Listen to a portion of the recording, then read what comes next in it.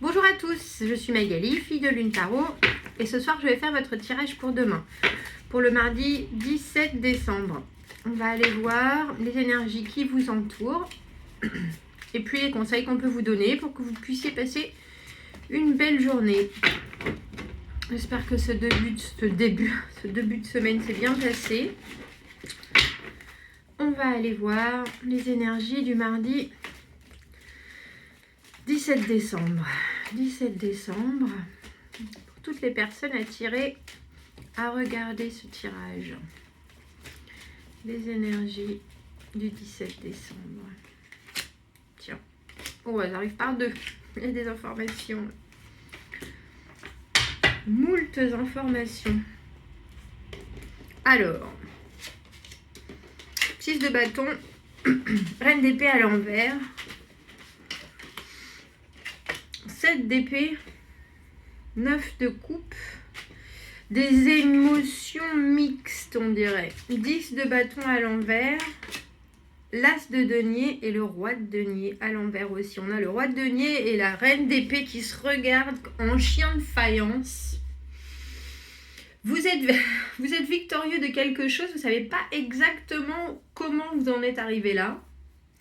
Il semblerait que vous ayez organisé des choses dans le vif d'un moment, dans le vif du sujet. Vous vous êtes dit, ah ben ça va le faire, ça va fonctionner. Vous qui êtes d'habitude très rationnel, ça a peut-être été justement rapide, décision rapide, action rapide, et ça a amené des résultats très cohérent, très productif, et ça continue à amener du mouvement.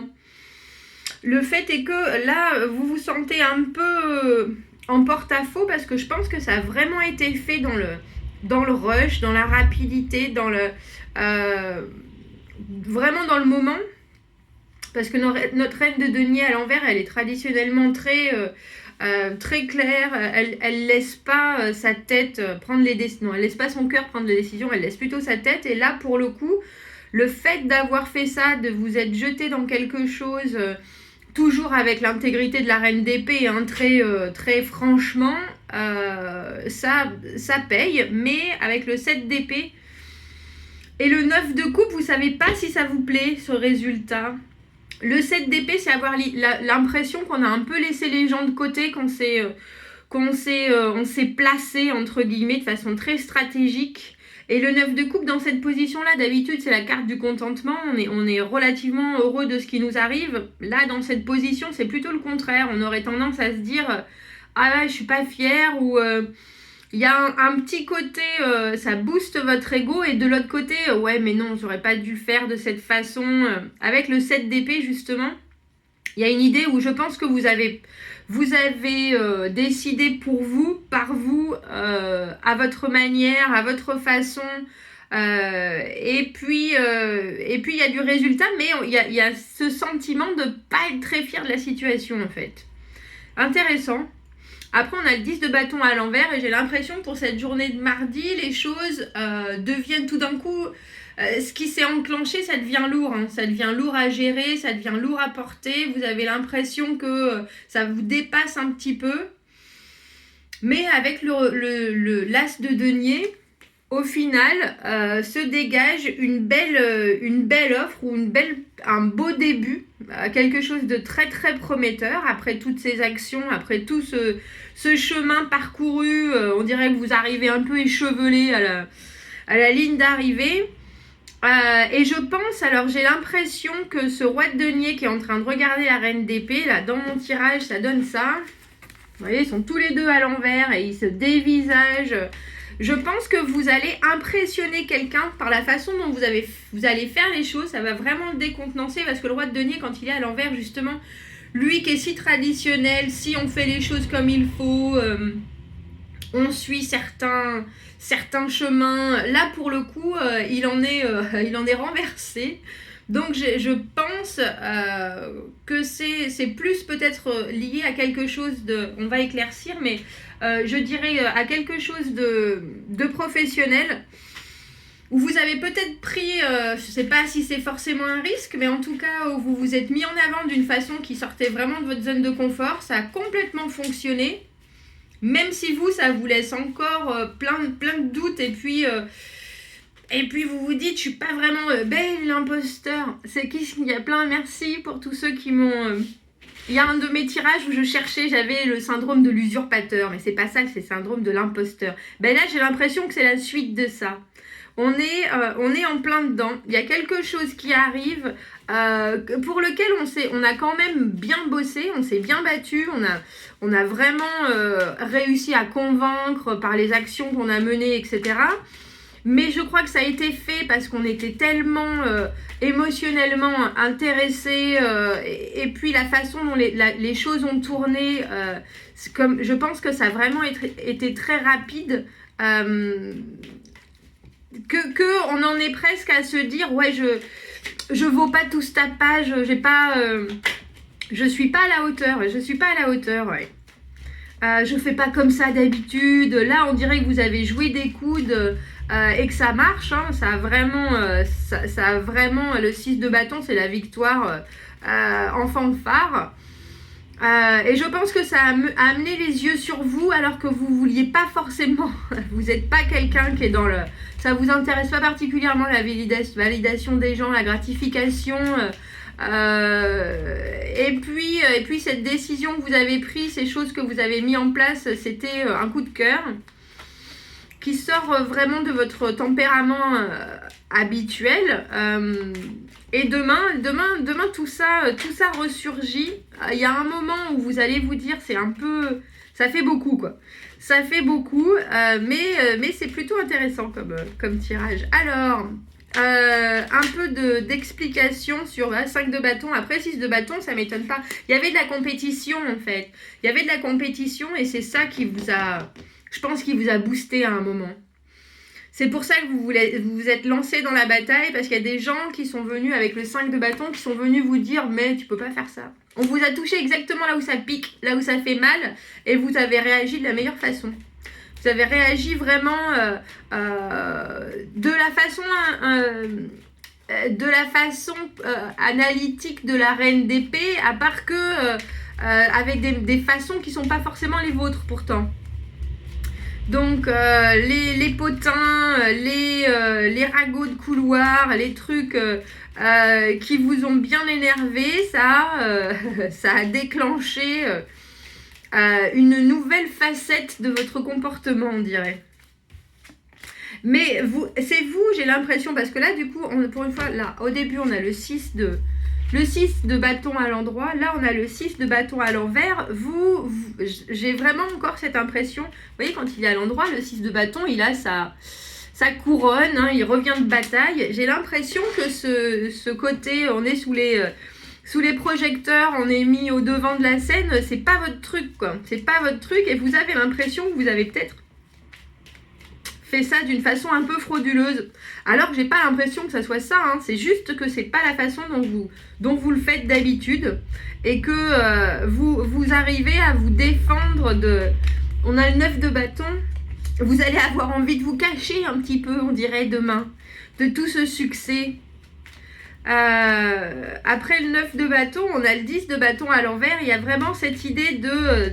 vous allez fermer la porte du bureau, personne ne rentre, personne ne sort, on respire. Qu'est-ce que je fais maintenant avec tout ça? Qu'est-ce que je fais avec... Je pense que ça vous ressemblait pas. Je pense que vous avez vu stratégique ou vous avez pensé manipulation, peut-être même sans l'avoir vraiment voulu, et que du coup ça vous mine un peu. Alors pourquoi est-ce que ça vous... Avec ce 10 de bâton à l'envers, il y a un côté comment je vais me débarrasser de cette affaire, quoi. Oh, ça vous mine plus qu'un peu en fait. On a le 10 de bâton à l'envers. Le 10 d'épée à l'envers, peut-être que vous avez poignardé des gens dernièrement. Vous avez... j'ai l'impression que vous vous sentez pas vous-même. Ouais. Il y a quelque chose qui a touché. On a la reine de coupe à l'envers. Vous n'avez pas été aussi, j'allais dire gentil que d'habitude. Et vous avez l'impression que vous avez fait du mal, alors que je pense pas, enfin en tout cas pas littéralement, hein. Et peut-être qu'il y a des répercussions qui sont douloureuses pour les autres, et que c'est ça qui vous chagrine. Vous vous renfermez un peu parce que vos décisions ou vos actions, en tout cas, elles ont dû mettre aussi en lumière ce qui n'allait pas chez d'autres personnes. Et pour l'instant, avec le 10 de bâton à l'envers, j'ai l'impression que les choses sont bloquées, qu'il y a un moment où ça va se décanter, parce qu'on a cet as de denier. Il y a une offre qui va sortir de tout ça. Mais si c'était une course à la promotion, par exemple, vous l'avez gagnée et vous l'avez gagnée haut la main, mais vous n'en êtes pas fier. Vous n'en êtes pas fier parce que vous n'avez pas fait les choses comme d'habitude. À la personne qui soit où on fait attention, lui il a fait tant d'efforts, elle est comme ceci, elle est comme cela. Là, vous avez pensé à vous. Et je crois que ça vous... le résultat est là et pourtant, ça vous mine. On a le roi d'épée.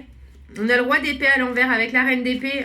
Il y a quelqu'un qui vous dit bah oui, c'était pas super, mais regarde le résultat, regarde ce qu'il y a, regarde, ça t'ouvre des portes. Il y a quelqu'un qui est, alors c'est peut-être votre conjoint ou votre conjointe, en tout cas qui vous dit, qui est aussi excité qui est bien plus excité d'ailleurs par la nouvelle que vous, et qui a du mal également à être détaché de la situation et qui se rend compte qu'il y a une porte qui s'ouvre, qui se rend compte qu'il y a une opportunité, qui se rend compte qu'il y a quelque chose qui sort de tout ça. Alors, je pense que c'est vraiment, quand je parlais de sortir de sa zone de confort, je pense que pour vous et votre entourage, c'est quelque chose que vous n'êtes pas ou que vous ne faites pas d'habitude. Et ça a l'air de déclencher quelque chose de vraiment complètement nouveau. Et là, oui, de vraiment complètement nouveau. On a, je vous montre, le roi d'épée à l'envers, cet as de denier au milieu et le cavalier de coupe à l'envers. On dirait qu'au final, vous allez avoir... Alors, j'allais choisir... Je pense que c'est professionnel, hein, je vous avouerai. Relationnel, ça me paraît... peut-être. Mais en tout cas, au final, après ce que vous avez fait, après ce parcours du combattant où vous sortez vraiment... je pense pas que ça a été un parcours du combattant d'ailleurs pour vous. C'est parce que c'est pas... Après ce parcours que vous avez vraiment effectué avec un panache et une réussite flamboyante, mais qui vous pèse, le résultat qui vous pèse, c'est tout d'un coup... Mais j'ai l'impression que c'est votre conscience qui vous pèse, parce que vous avez peut-être été obligé de mettre de côté quelqu'un d'autre qui est traditionnellement peut-être même plus dans les sentiments, dans le relationnel. Vous avez été obligé de faire fi parce qu'il y avait de la compétition, et là j'ai l'impression que vous avez deux offres. Ça a l'air d'être confus pour vous quand même demain. Vous ne savez pas ce qui sort de ce qui s'est passé là, de cette réussite pour laquelle vous vous êtes donné, hein, pourtant. C'est ce que vous... Sur le moment, c'est vraiment ce que vous vouliez, mais après, on dirait que ça vous prend de court en fait. Ça vous prend de court, les responsabilités vous prennent de court, les résultats vous prennent de court, les conséquences vous prennent de court. Mais ce qu'il en sort, c'est un as de denier. Donc l'as de denier, c'est vraiment une proposition concrète. C'est que le début. Après, à vous de faire évoluer la chose. Et on a le roi d'épée d'un côté, le cavalier de coupe de l'autre. Donc, je pense que vous avez même une multitude pas une multitude, en tout cas, des offres différentes sur le même sujet. C'est pour ça que je pense à du travail.